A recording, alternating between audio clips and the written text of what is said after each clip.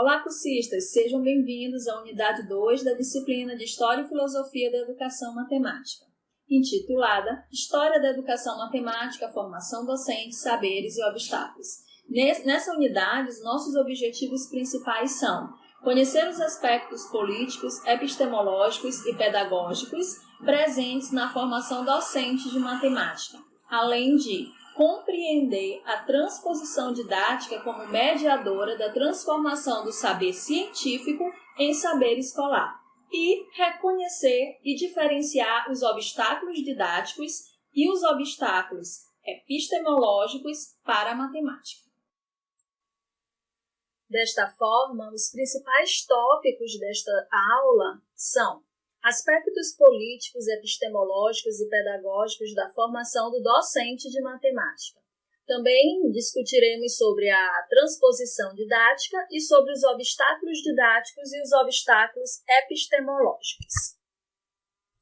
Como nos tornamos professores de matemática? Acredito que vários de nós já nos questionamos sobre a nossa formação.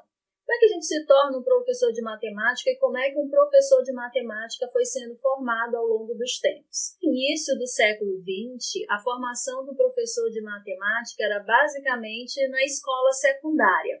O que hoje nós conhecemos como ensino médio, naquela época era a escola secundária. Entre o século XIX e início do século XX, bastava o futuro professor se formar na escola secundária e aí ele era submetido a um exame. Esse exame lhe dava um diploma. O aluno poderia terminar a escola secundária e se submeter ao exame de álgebra. Então, automaticamente ele poderia ser professor de álgebra.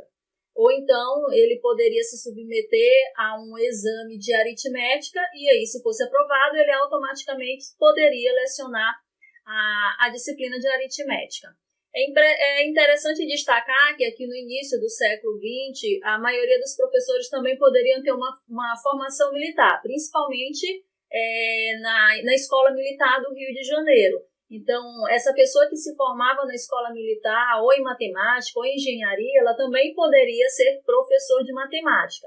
Ou mesmo os leigos, porque alguns documentos antigos do século XIX, mesmo início do século XX, alguns editais diziam que bastava que a pessoa tivesse um bom caráter, fosse uma pessoa de boa índole, e aí automaticamente ela poderia também lecionar matemática.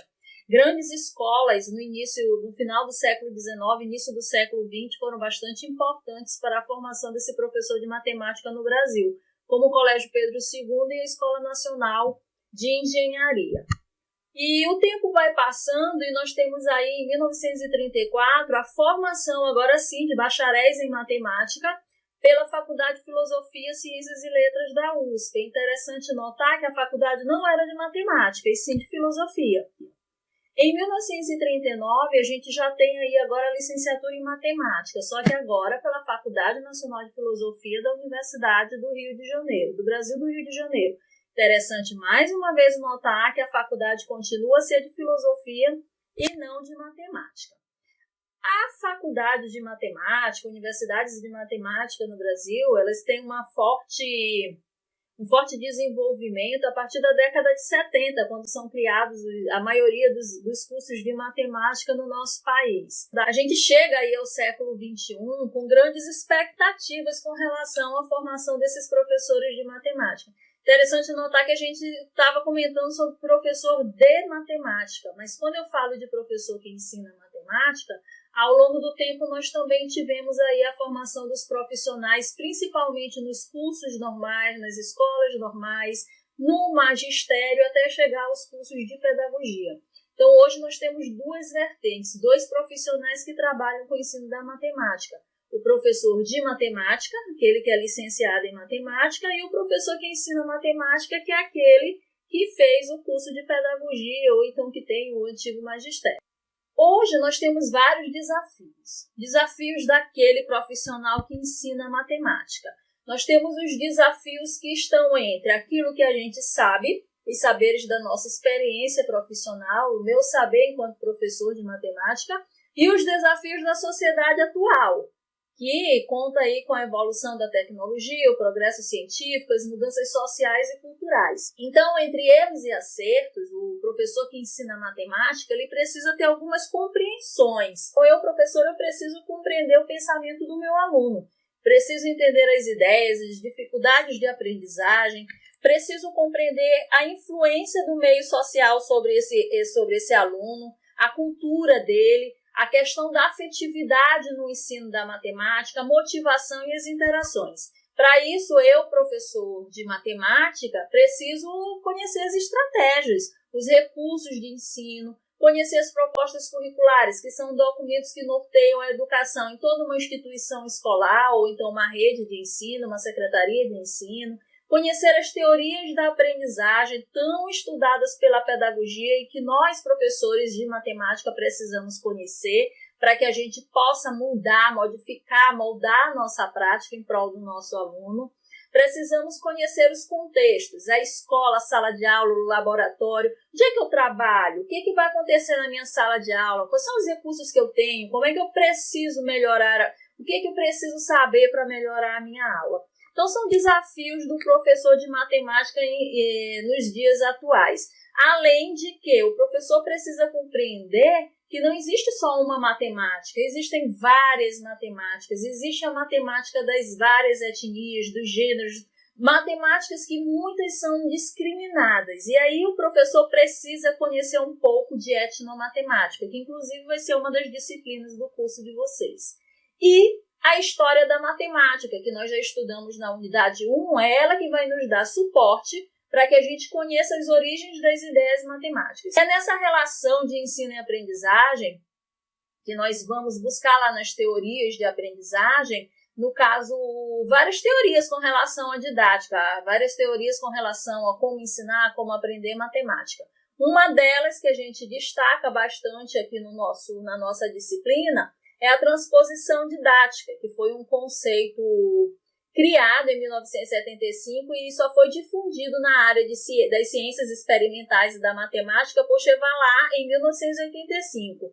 E aí Chevallard nos diz que a relação didática, essa relação que acontece na sala de aula, ela tem 3 atores principais para que de fato a aprendizagem aconteça, que é a relação entre o professor, o seu conhecimento e o conhecimento do aluno e o ensino.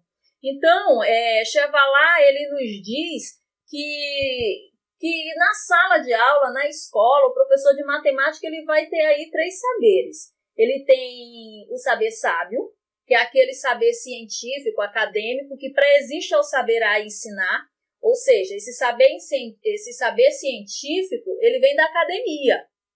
É ele que vai nos fazer questionar como é que o aluno tem acesso a esse saber.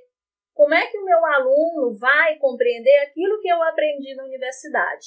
Então, eu chego com esse saber científico na minha escola, na minha instituição de ensino, transformo ele em saber a ensinar, que na realidade é uma modificação dos conteúdos e dos objetivos que eu aprendi lá na universidade e que vai ser útil para mim, para atender às necessidades do meu ensino. Esse saber ensinar, onde é que eu vou encontrá-lo? Eu vou encontrá-lo nas criações didáticas, nos materiais didáticos, nos livros didáticos. É tudo aquilo que eu preciso ensinar para o meu aluno e que, de certa forma, ele é determinado pela sociedade na qual a gente convive. Os livros já vêm prontos para determinada rede, para determinada sociedade.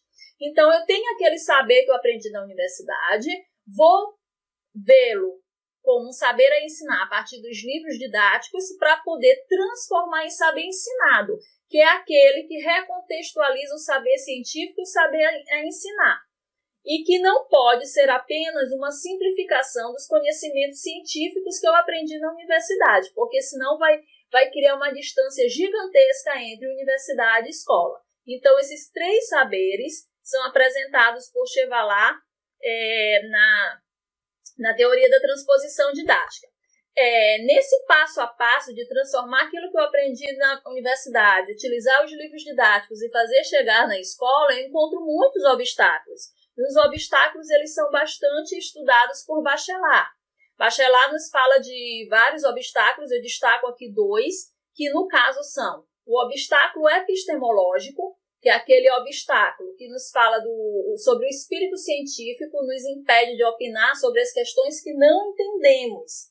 Ou seja, aquilo que não sabemos formular com certeza e com objetividade.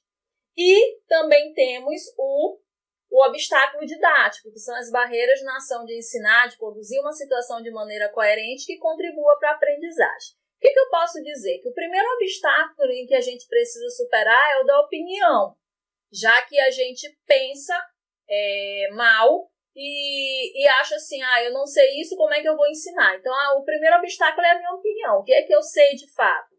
Então, o obstáculo epistemológico, ele acontece porque os problemas científicos não são apresentados tal qual a universidade nos apresenta no nosso dia a dia. Então, como é que eu vou ensinar aquilo que de fato eu não compreendi? Esses são questionamentos que fazem parte do obstáculo epistemológico, enquanto o obstáculo didático é com relação à minha prática em sala de aula. Como é que eu vou ensinar?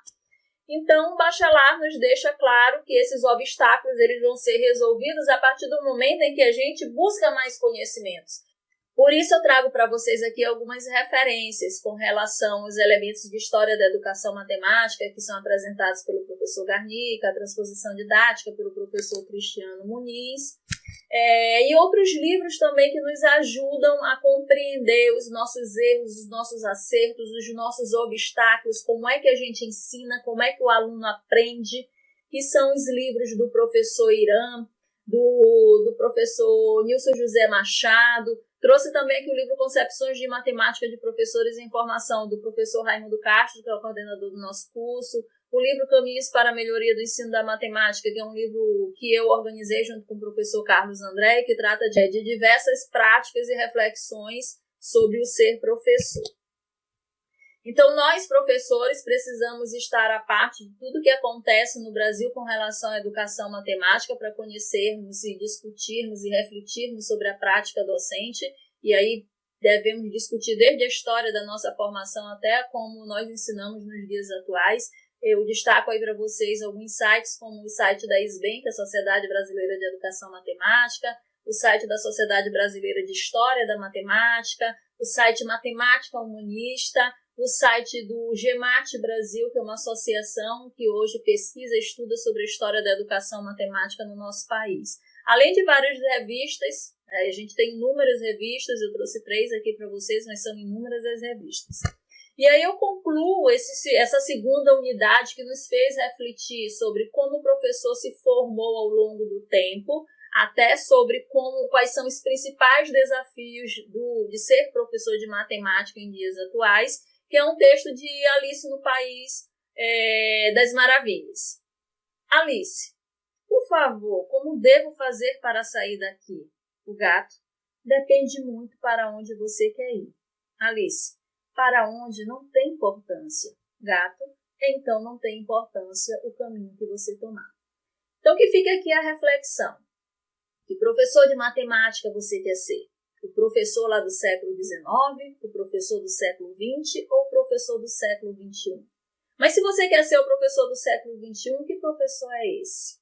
Como é que está a sua formação? Como é que ela foi ao longo do tempo? O que ela precisa ter para melhorar?